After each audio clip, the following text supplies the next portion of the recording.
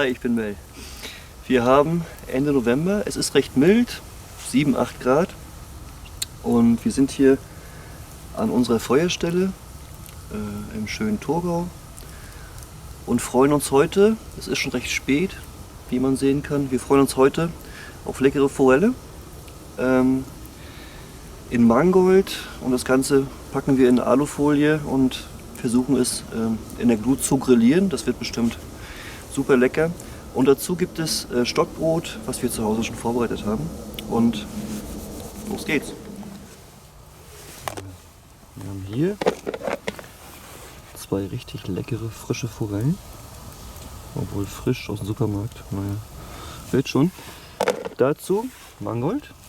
Zu Hause blanchiert. Schon vorbereitet. Muss der Fisch bloß noch eingewickelt werden. Und das Ganze kommt dann hier in die Alufolie mit ein bisschen Zitrone, Gewürze, alles mit dabei. Und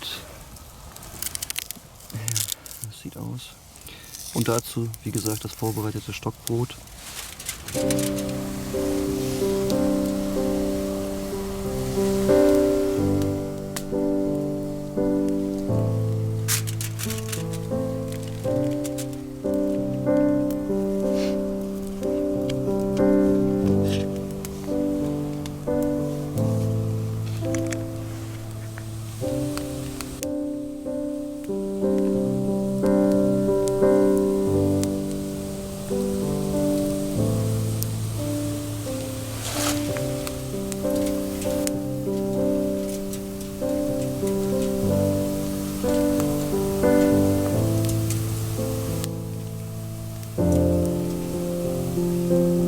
Willst du Petersilien?